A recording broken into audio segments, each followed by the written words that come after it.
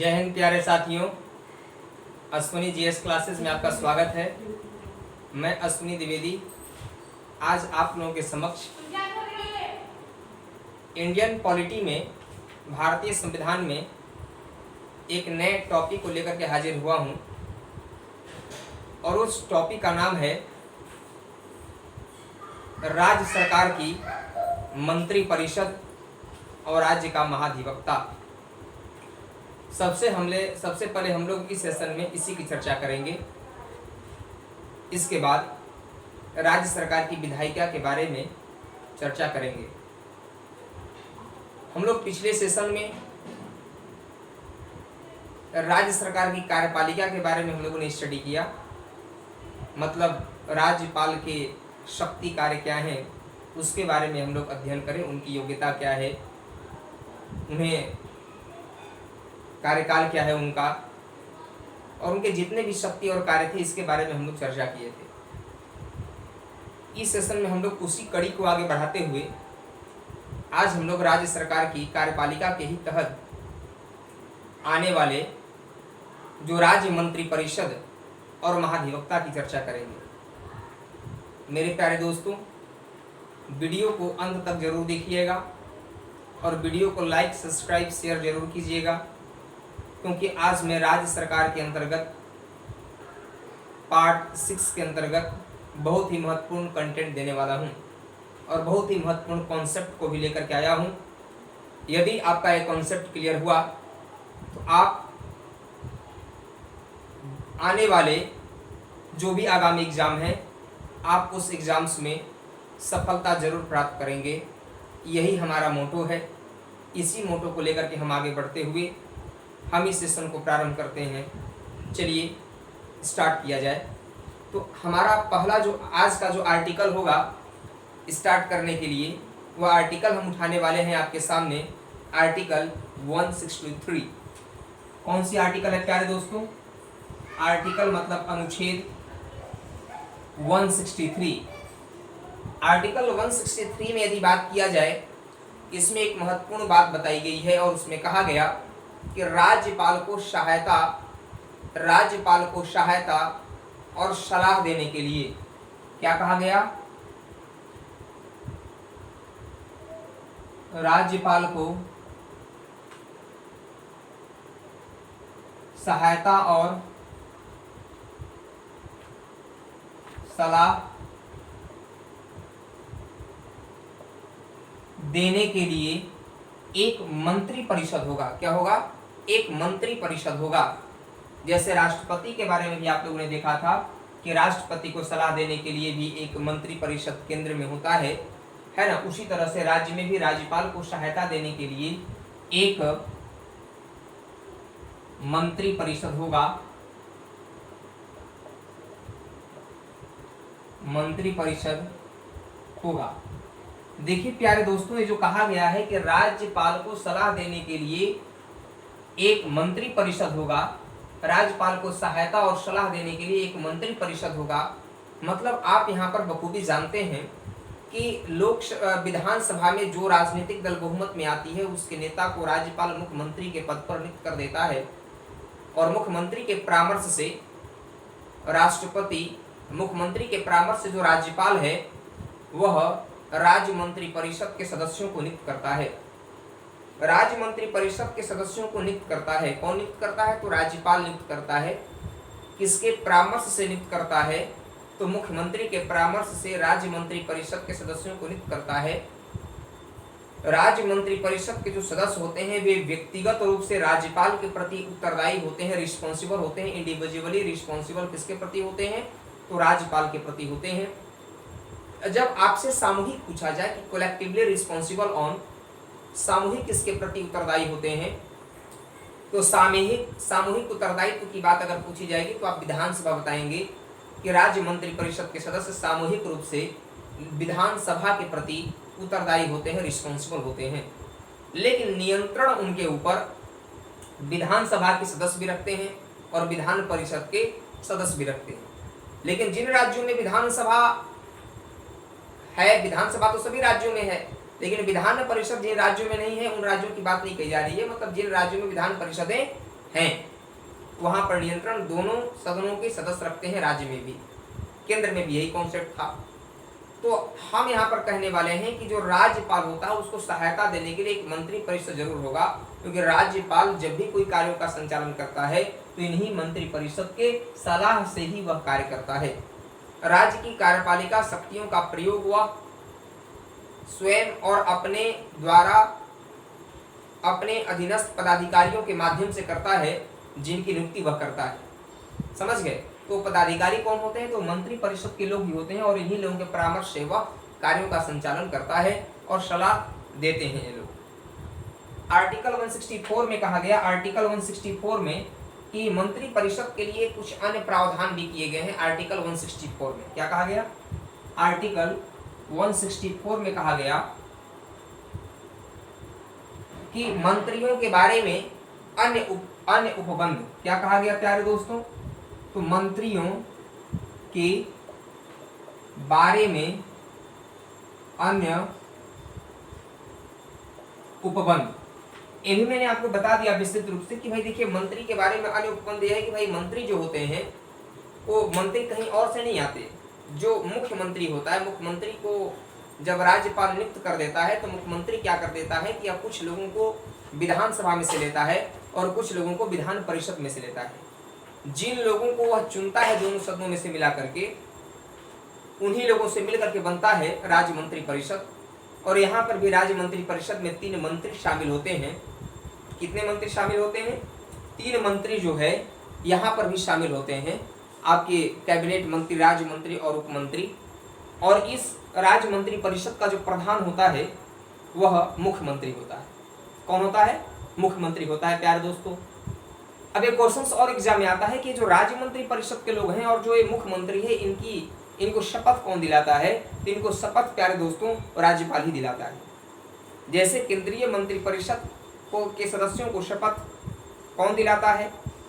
तो राष्ट्रपति दिलाता है।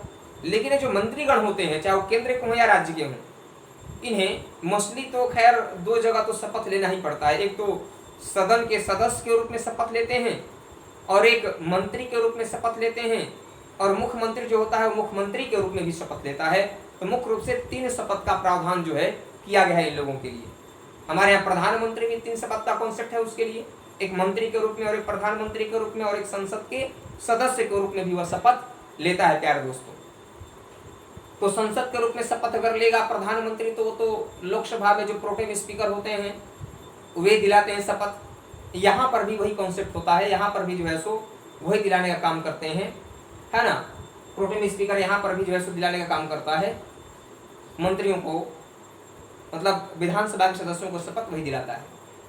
अब आप देख रहे हो कि मंत्री जो होते हैं, जो मुख्यमंत्री यहाँ पर भी होता है केंद्र की भांति, कि एक जो ये नाव है ना, एक नाव का खेवैया अगर पूछा जाए कि कौन है, तो मंत्री परिषद रूपी जो नौका है इसका खेवैया कौन है राज्य में? तो मुख्यमंत्री है। जैसे केंद्र में मैंने आपको बताया था कि केंद्रीय मंत्री परिषद का खेवैया कौन है? तो प्रधानमंत्री है। ये जो मंत्री परिषद के लोग होते हैं ये वैसे ग्रह हैं जो मुख्यमंत्री रूपी सूर्य के प्रकाश से ही प्रकाशित हुआ करते हैं। मुख्यमंत्री रूपी सूर्य के प्रकाश से ही प्रकाशित हुआ करते हैं। ये बात भी आपको भूलना नहीं है, क्योंकि बहुत ही महत्वपूर्ण कॉन्सेप्ट है ये सब चीजें स्टेट गवर्नमेंट को समझने के लिए। अब आप देखने वाले हैं, ये तो आप समझ गए होंगे। अगला मैं जो बात बताने वाला हूं इसमें आपको, वह है आपका आर्टिकल 165। यह भी बहुत ही महत्वपूर्ण है। आइए देखें हम लोग कि अनुच्छेद 165 में कहा गया कि आर्टिकल 165 जो है हम लोगों का, इसमें कहा गया कि राज्य का महाधिवक्ता, क्या कहा गया प्यारे दोस्तों? राज्य का महाधिवक्ता की चर्चा की गई है। मतलब अब देखिए, जैसे सेंट्रल लेवल पे कंपैरेटिव स्टडी करके आपको यदि मैं याद दिला दूं, तो सेंट्रल लेवल पर मैंने आपको बताया था कि आर्टिकल 76 में जो है एक वहां पर राज्य का महान्यायवादी होता है सेंट्रल लेवल पे, उसका जिक्र कहा गया। महान्यायवादी का जिक्र आर्टिकल 76 में है। महान्यायवादी, तो महान्यायवादी का जिक्र किस आर्टिकल में है? आर्टिकल 76 में है। उसी के समतुल्य राज्य में एक पद होता है राज्य का महाधिवक्ता, एडवोकेट जनरल ऑफ स्टेट इसे कहते हैं, एडवोकेट जनरल ऑफ स्टेट कहते हैं इसे। जबकि जो महान्यायवादी है केंद्र का उसे कहा जाता है अटॉर्नी जनरल। क्या बोलते हैं? अटॉर्नी जनरल, महान्यायवादी। और यहाँ पर तो जो महान्यायवादी होता है वह राष्ट्रपति के प्रसाद पर्यंत पद धारण करता है, मतलब जब तक राष्ट्रपति चाहेगा तभी तक महान्यायवादी अटॉर्नी जनरल अपने पद पर बना रहेगा। उसी तरह से राज्य में राज्यपाल के प्रसाद पर्यंत ही राज्य का महाधिवक्ता अपने पद पर बना रहता है, मतलब जब राज्यपाल चाहे तब इसे पद से हटा सकता है। क्योंकि इस सरकारें जब बनती हैं तो वही मंत्रिपरिषद के परामर्श से राज्यपाल इनकी नियुक्ति करता है, राज्य के महाधिवक्ता की नियुक्ति करता है।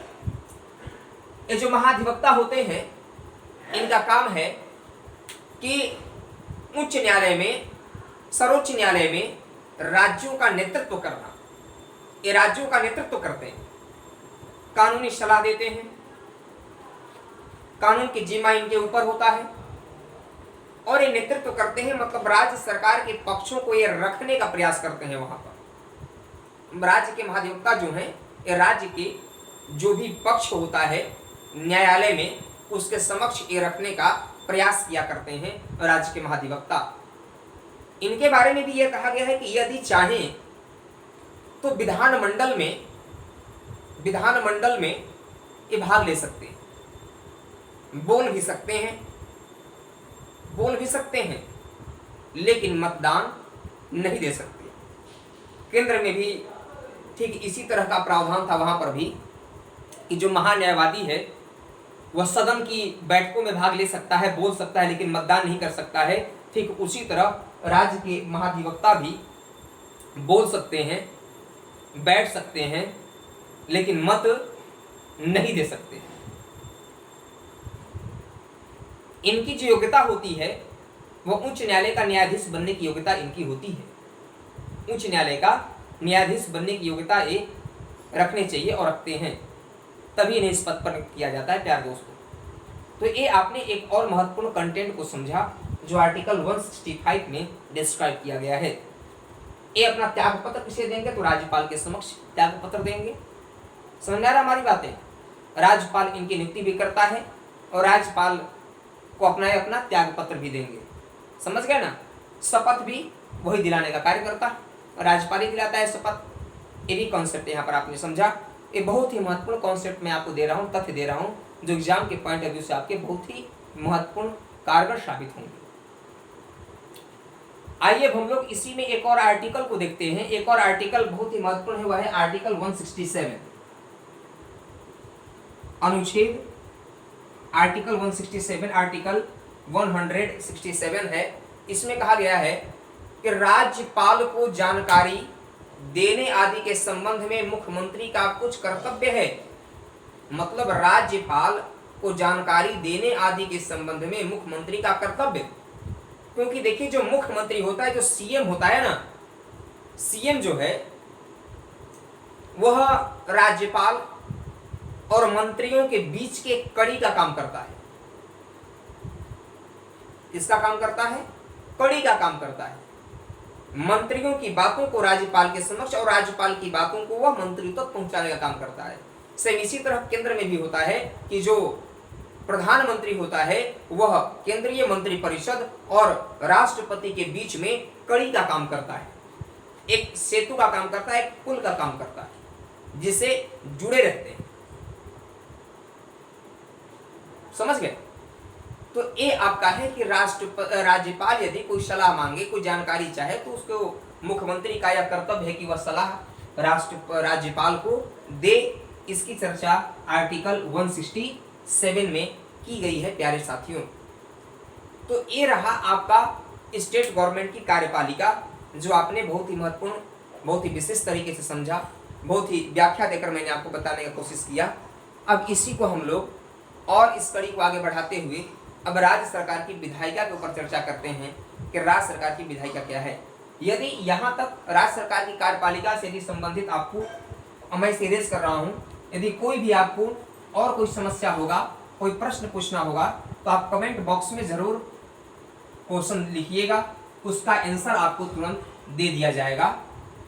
तो आप क्वेश्चन पूछने से हिचकिचाना नहीं है, तुरंत क्वेश्चन पूछना है। जैसे समझना है कि सर जो है हम लोग ऑफलाइन नहीं पढ़ रहे हैं, ठीक है ना। इस बात को ध्यान दे करके चीज़ों को पढ़ना है, क्योंकि हमारे यहाँ जब ये लॉकडाउन हुआ तो उसके बाद से जो है सो जरा थोड़ा सा कुछ लोग जो मोबाइल से दूर रहते थे, जो घर वाले कहते थे कि भाई मोबाइल बच्चा यूज़ कर रहा है तो ज़रूर बिगड़ गया होगा या ज़रूर उसमें कुछ गेम वगैरह खेल रहा होगा। लेकिन आज अगर बच्चा मोबाइल का यूज़ करता है तो वो समझा जाता है कि शायद मोबाइल में वो पढ़ भी रहा होगा।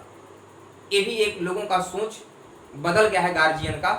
तो मोबाइल का सदुपयोग उठाने का एक बहुत बड़ा समय भी है। लोगों का व्यू भी बदलेगा, नज़रिया भी बदलेगा लोगों को देखने का। तो इससे हम लोगों को बेनिफिट ही उठाते चल रहा है। तो आप कमेंट जरूर लिखिएगा कि आपको स्टेट गवर्नमेंट के जो एग्जीक्यूटिव आपने पढ़ा उससे संबंधित आपको टॉपिक कैसा लगा। अब जो आप पढ़ने वाले हैं वह है राज्य सरकार की विधायिका। प्यारे दोस्तों, क्या पढ़ने वाले हैं? राज्य सरकार की विधायिका। यदि राज्य सरकार की विधायिका की चर्चा किया जाए कि राज्य सरकार की विधायिका कौन है, तो विधायिका के बारे में आप जानते हैं कि जो कानून बनाने वाली संस्था है उसे विधायिका कहा जाता है। जो कानून बनाने वाली संस्था है उसे विधायिका कहते हैं। विधायिका का काम है कानून बनाना।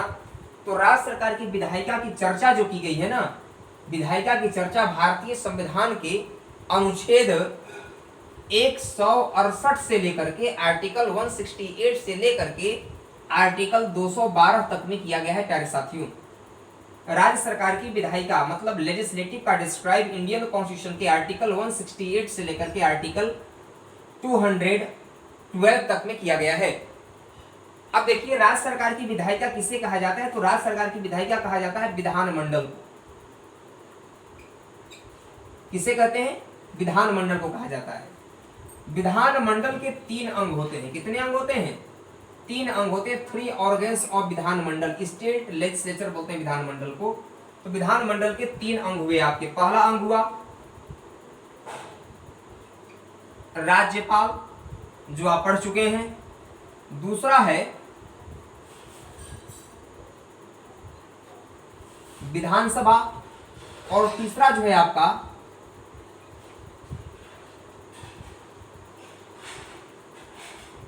विधान परिषद। ये है आपका विधान परिषद। तो इस तरह से आप देख रहे हो कि राज्यपाल तो आप पढ़ चुके हो। देखिए, राज्यपाल जो होता है ना, यह तो नाम मात्र का प्रमुख होता है ना, लेकिन इसकी विधायिका में भी गिनती होती है। कार्यपालिका में भी आता है, विधायिका में भी आता है। कार्यपालिका में भी आता है और विधायिका में भी यह शामिल होता है। तो देखिए, विधानसभा जो होता है यहाँ पर आप देखें, विधानसभा को क्या कहा जाता है? विधानसभा जो है यह प्रथम एवं निम्न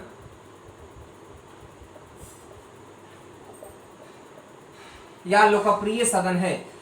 प्रथम एवं निम्न या लोकप्रिय सदन है विधानसभा। यदि आपसे पूछा जाए कि विधानमंडल का प्रथम सदन कौन है, तो किसे बताएंगे आप? विधानसभा को बताएंगे। यदि पूछा जाए कि विधानमंडल का निम्न सदन कौन है, तो आप विधानसभा को बताएंगे। यदि लोकप्रिय सदन पूछा जाए तो आप विधानसभा को बताएंगे। यदि इंग्लिश में आपसे पूछा जाए कि फर्स्ट हाउस, लोअर हाउस और पॉपुलर हाउस किसे कहा जाता है, तो दैट इज कॉल्ड विधानसभा। विधानसभा को इंग्लिश में बोलते हैं लेजिस्लेटिव असेंबली। क्या बोलते हैं प्यारे दोस्तों? लेजिस्लेटिव असेंबली बोलते हैं, लेजिस्लेटिव असेंबली विधानसभा। और विधान परिषद को इंग्लिश में बोलते हैं लेजिस्लेटिव काउंसिल कहा जाता है। Legislative council means Vidhan Parishad होता है। केंद्र में भी सेम यही कॉन्सेप्ट है। केंद्र में जैसे अगर केंद्र की बात अगर आपसे पूछी जाएगी यहाँ पर, तो केंद्र में भी एक खास आप इंडिकेट में कर रहा हूं, दूसरे पेन से आप इसे ध्यान से देखेंगे। अगर केंद्र की बात की जाती तो जो विधायिका यहाँ पर मैं विधानमंडल लिखा हूं, केंद्र के जगह पर क्या लिखता? वहां पर मैं संसद का प्रयोग कर देता कि केंद्र सरकार की विधायिका संसद है और राज्य की विधायिका विधानमंडल है। जो ब्लैक है या राज्य को इंडिकेट करेगा आपका, जो रेड से लिख रहा हूं, क्योंकि कंपैरेटिव स्टडी करने के लिए कभी आप भूले ना, दिमाग में बिल्कुल इमेज बैठ जाए, इसलिए थोड़ा सा टेबल के माध्यम से बताने का कोशिश कर रहा हूं। और राज्यपाल जो है यहाँ पर अगर केंद्र की बात करते तो यहाँ पर मैं आपका राष्ट्रपति यहाँ पर हो जाता। क्या हो जाता? यहाँ पे राष्ट्रपति हो जाता आपका। और जहां पर विधानसभा है आपका प्यारे दोस्तों, यहाँ पर आपका लोकसभा हो जाता। और जहां पर विधान परिषद है आपका, यहां पर आपका राज्यसभा हो जाता। प्यारे दोस्तों, क्या हो जाता? राज्यसभा हो जाता। बाकी और कोई अंतर नहीं है। सेम बहुत सारी चीजें मिलती जुलती हैं, क्योंकि जब ब्रिटेन से पार्लियामेंट्री फॉर्म ऑफ गवर्नमेंट हम लोगों ने एक्सेप्ट किया संसदीय शासन व्यवस्था को ब्रिटेन से जब हम लोगों ने लिया तो इस संसदीय शासन व्यवस्था को हमने सेंट्रल लेवल पर भी अपनाया और हमने स्टेट लेवल पर भी अपनाने का काम किया। तो देख रहे हैं आप कि अगर आपसे पूछा जाएगा कि जो कार्य केंद्र में लोकसभा करता है, जो कार्य केंद्र में संसद करता है, राज्य में वह कार्य विधानमंडल, जो कार्य केंद्र स्तर पर राष्ट्रपति करता है, राज्य में वह कार्य राज्यपाल, जो कार्य केंद्र में विधानसभा, जो कार्य केंद्र में लोकसभा करता है, राज्य में वह कार्य विधानसभा, जो कार्य केंद्र में राज्यसभा करता है, राज्य में वह कार्य विधान परिषद। सेम कॉन्सेप्ट है। जैसे यहां पर केंद्र में लोकसभा को भी बताया था प्रथम एवं निम्न या लोकप्रिय सदन कहा जाता है। संसद का प्रथम एवं निम्न या लोकप्रिय सदन कौन है केंद्र में? तो लोकसभा है। और इसलिए विधानसभा, लोकसभा के समकक्ष राज्य में विधानसभा, तो विधानसभा को भी कहा जाता है प्रथम एवं निम्न या लोकप्रिय सदन कहते हैं हम लोग। अब यहीं पे यदि बात किया जाए राज्यसभा के बारे में, तो राज्यसभा को कहा जाता है कि द्वितीय एवं उच्च या अस्थाई सदन, second and upper and permanent house, second house, upper house and permanent house. द्वितीय एवं उच्च या अस्थाई सदन किसे कहते हैं? तो विधान परिषद को कहा जाता है। जिस तरह से केंद्र में राज्यसभा संसद का द्वितीय एवं उच्च या अस्थाई सदन होता है, उसी तरह से राज्य में विधानमंडल का विधान परिषद द्वितीय एवं उच्च या अस्थाई सदन होता है। समझ गए? अब आइए हम लोग बात करते हैं यहाँ पे कि जो हम लोगों का एक कॉन्सेप्ट था, हम लोग बात करते हैं यहाँ पर कि सदस्य संख्या क्या है, कि चुनाव भी कैसे, चुनाव को देख लेते हैं। देखिए विधानसभा के यहाँ पर देखिए चुनाव की बात अगर करें हम लोग, चुनाव देखिए प्यारे दोस्तों, राज्यपाल का तो खैर चुनाव नहीं होता। राज्यपाल यह क्या होता है कि राष्ट्रपति के द्वारा नियुक्त होता है। राष्ट्रपति के द्वारा, राज्यपाल क्या होगा? राष्ट्रपति के द्वारा नियुक्त होता है। राज्यपाल की नियुक्ति राष्ट्रपति के द्वारा नियुक्त होगी। सभी राज्यों के राज्यपाल की नियुक्ति राष्ट्रपति के द्वारा नियुक्त किए जाते हैं। All state governors is appointed by president. अब देखिए विधानसभा के सदस्यों का जो चुनाव होता है वह होता है प्रत्यक्ष रूप से चुनाव होता है प्यारे दोस्तों, जनता के द्वारा गुप्त मतदान प्रणाली के माध्यम से चुनाव होता है। विधानसभा के सदस्यों का चुनाव प्रत्यक्ष रूप से, जैसे केंद्र में लोकसभा के सदस्यों का भी चुनाव प्रत्यक्ष रूप से होता है, तो लोकसभा के सदस्यों का चुनाव और विधानसभा के सदस्यों का चुनाव प्रत्यक्ष रूप से ही होता है। और यहाँ पर विधान परिषद मतलब केंद्र में राज्यसभा और राज्य में विधान परिषद के सदस्यों का चुनाव कैसे होता है? तो अप्रत्यक्ष रूप से ही होता है प्यारे दोस्तों। कैसे होता है? अप्रत्यक्ष रूप से ही इनका चुनाव होता है। अब हम लोग बात करते हैं सदस्य संख्या के बारे में कि सदस्य संख्या क्या होता है। यदि सदस्य संख्या की चर्चा किया जाएगा आपको कि सदस्य संख्या क्या होता है, मेंबरशिप क्या होता है, तो विधानसभा की अधिकतम सदस्य संख्या, विधानसभा की जो अधिकतम सदस्य संख्या होती है, इसकी बात किया जाए तो 500 हो सकता है। कितना हो सकता है? 500 हो सकता है। विधानसभा की अधिकतम सदस्य संख्या, मैक्सिमम मेंबरशिप जो होगा वह कितना होगा? 500 होगा प्यारे दोस्तों। कितना होगा? 500 हो सकता है। और यदि आपको वर्तमान में पूछेगा कि वर्तमान में कितना होगा, तो वर्तमान में यहाँ पर नहीं होता, क्योंकि यहाँ पर न्यूनतम होता है, क्योंकि विधानसभा हमारे यहाँ राज्यों में है न्यूनतम कितना होगा प्यारे दोस्तों? न्यूनतम होगा 60 से कम नहीं हो सकता है।